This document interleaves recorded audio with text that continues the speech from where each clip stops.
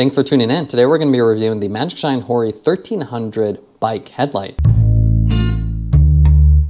The HORI 1300 is the most powerful light in Magishine's new HORI series of bike lights. These lights combine a dual top and bottom mounting design along with a really compact form factor that's optimized for road cycling. Packaging wise, you can see you have a nice orange and black color scheme, a nice visualization of the light right on the front, and then a lot of the specs and features printed directly on it. I'll go ahead and open this up and we'll go over the full specs. Retail price on this is $79.99. You have 1300 lumen of output, which is pretty impressive. And then you have a dual beam design, so you actually have a sharp beam cutoff, which means you're not going to blind pedestrians. And then you also have a high beam that has a nice spot beam to really light up the road.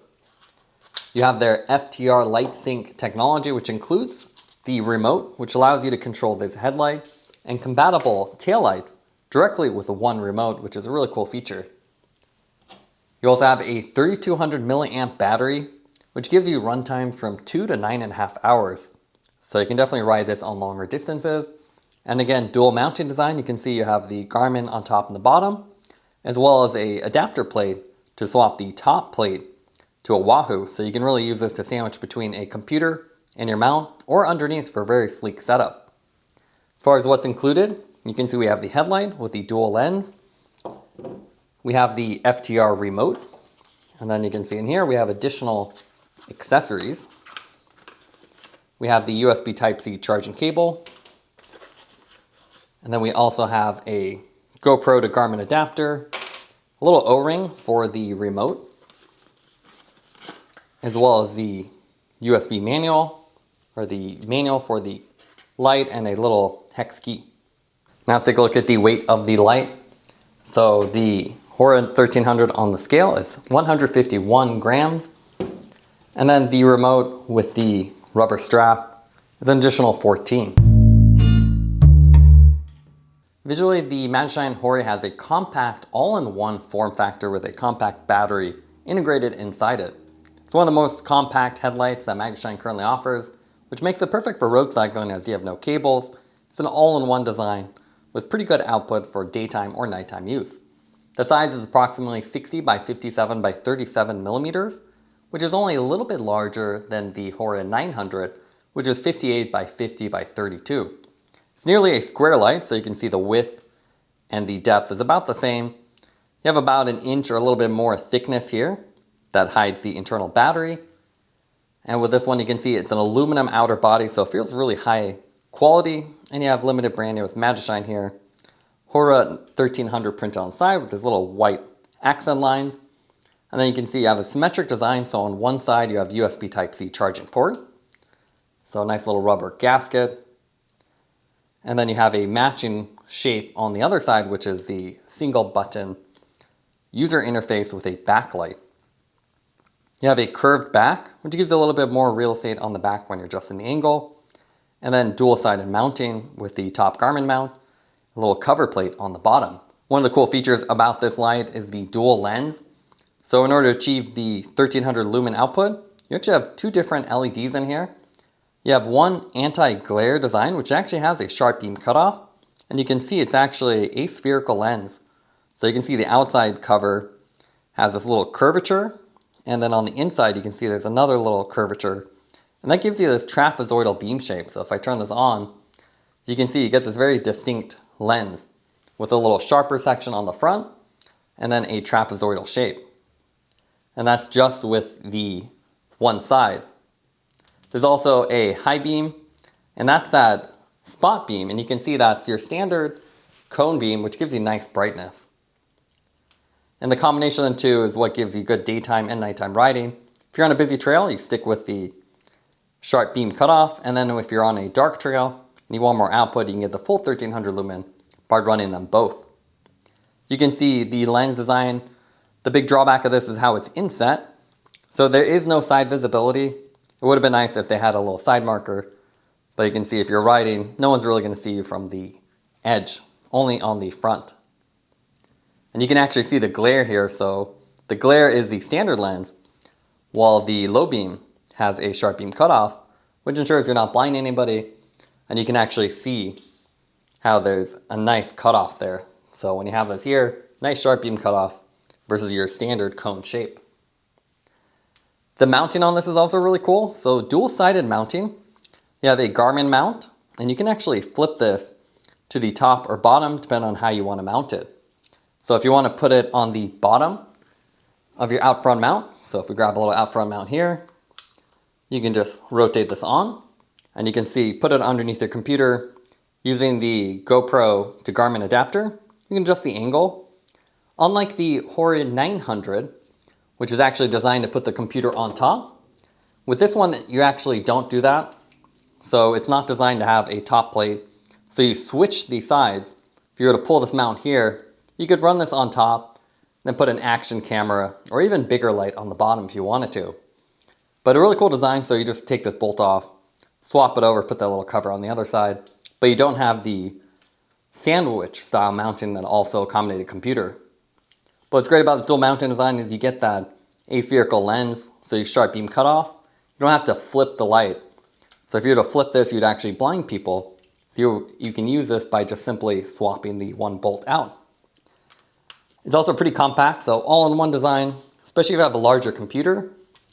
You can see it's essentially invisible and puts everything right in front of your stem rather than having another mount. So it's really clean design, and Magicshine doesn't even include a handlebar mount. They just assume you have one of these, and they're pretty cheap these days, so you should have one by now. If we go to the user interface, it's pretty simple. On the device itself, you have a single button. You have the backlight, so it gives you a couple states. Green is a pretty broad range, so it's about 20 to 100%, and then I'll go to red or flash in red. If you hold the button, I'll turn it on and off. When you first get the light, if I hold it again, it'll usually come in a lock mode. So if you're traveling, you'll get this flash in red. So that's a lockout. You just hold it for about 5 seconds until you see the flash in light. And that's really nice for transporting light, so it doesn't accidentally turn on. Holding it will turn it off, on and off. A single button press will cycle through the modes. And you can see with this, we have low, medium, high for the main mode. And again, you can see a nice sharp, brighter section here, lighter here, the trapezoidal shape. If I double tap, then I get both lights. So both LEDs are on, and now you can see I get the sharp beam cutoff and a combination of that spot beam, which gives this really distinct lens. So this beam shape, you have that sharp spot beam and the wider trapezoidal shape to light up the road. With the high beam mode, there's only one mode, so it's a full 1300. What's really cool about this light though is you do have the remote, and this is their FTR technology. This lets you actually pair it with another product. So here we have their CME 50. If you have another FTR taillight, and they have a couple options already, you can essentially pair this together, and then you can see I can hold the circle button to turn them both on at the same time, and then both off at the same time. So single button on and off. And then with the remote, you can control the headlight mode. So you can see I can double tap this to switch the mode the headlight is in. So now I'm in the low beam mode. If I double tap, I can go in the high beam mode. And same as the controls on the device, a single press will cycle through the mode options. They also have a quick button here with the square. So if I hit the square, I go in the full 1300 mode, so that's the high beam mode. And then with this one, you also get the flash modes. So you can't actually access the flash modes directly on the device. You have to use a remote. So you can see there's a daytime and a nighttime on. The distinction is one of them keeps the light on. And then with the other daytime mode, you can see it only shines the sharp, or not the sharp beam cutoff, but the standard cone lens. So that's great for daytime riding, ensures you're visible. And then nighttime, you can keep the low one on so you can see the road. This one for additional visibility, but again, only accessible on the remote. But really nice design, so when you're done riding, hold one button, both turn off, and especially with this undermounted, this will be much more easy to access on top of your handlebar. In the low beam setting with the anti-glare lens, you can see there's a low setting with 200 lumens, a medium with 400, and then the high that gives you the 900 with 2.5 hour runtime. So not too bad given the output. You can also run it with the combined mode in the high beam, which combines both LEDs together for the full 1300. There's two flash modes, daytime flash and then nighttime flash, which you can see keeps one light on and then flashes the other. As far as the beam pattern, you can see a very distinctive trapezoidal shape. When you really want more power, you can turn on the high beam mode, which turns on the standard cone LED, which does have glare, so we recommend not using that if there's a lot of oncoming traffic. But if you're on a dark trail and you really want to light up the road, that additional LED gives you a nice spot beam that lets you see further down the road and more side to side. So you can see we just turned it off there and you get back to a nice sharp beam cutoff.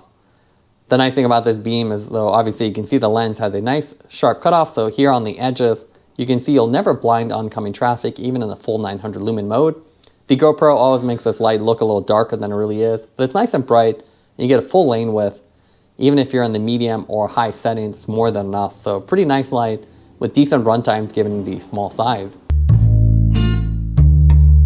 So here you can see the other HORI light. This is the HORI 900, and you can see form factor is very similar. It's a little bit smaller in every dimension, smaller battery.